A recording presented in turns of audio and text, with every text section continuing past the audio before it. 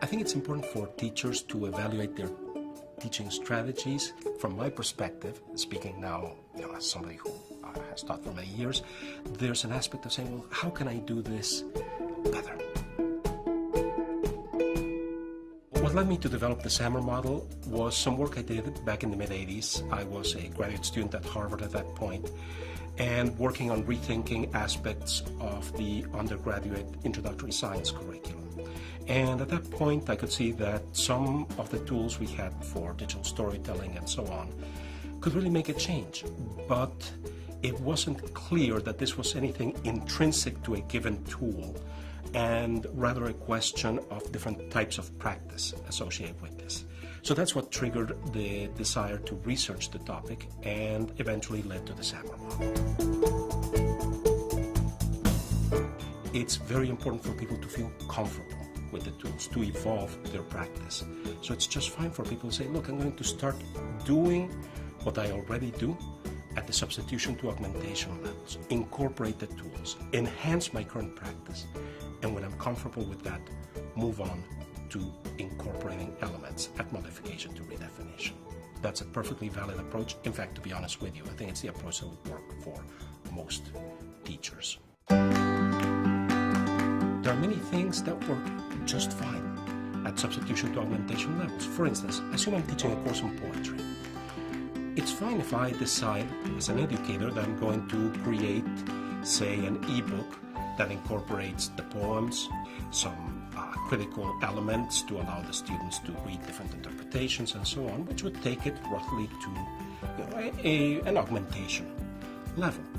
But it's not necessary to say, well, now what do I do with this book, so that the very act of reading the poems is at the modification to redefinition levels. That's just fine. You can say, well, what else in my practice of teaching literature am I going to incorporate that is at the modification to redefinition levels?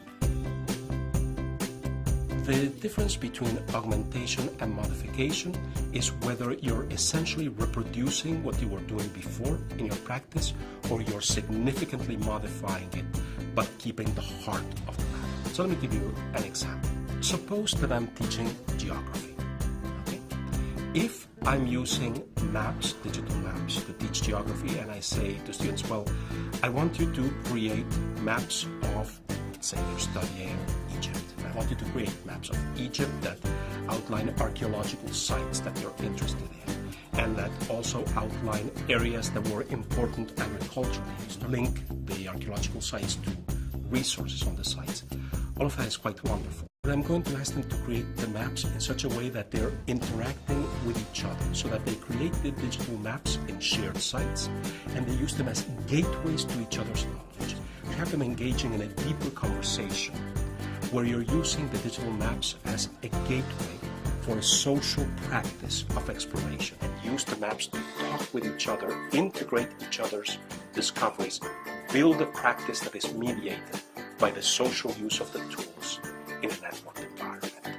That would take you up to modification, because while you still have some of the heart of the matter, make sure the students understand these concepts by developing maps about them. You've significantly modified it by changing it from something they would do individually to something they would do socially, where in effect they're acting as peer mentors to each other.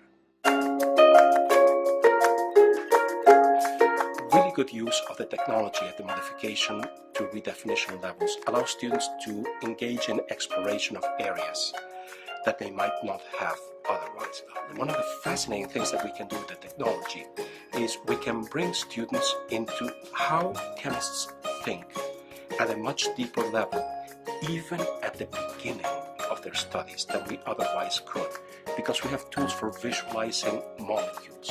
We have tools for simulating and visualizing interactions, reactions between molecules.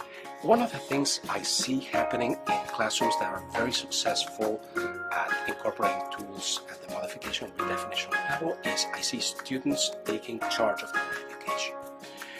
Those are classrooms where the students aren't just waiting for something to happen. They're the classrooms where students say, oh wait, we've been doing this, but I also want to do this other thing, and I can see a better way of doing that.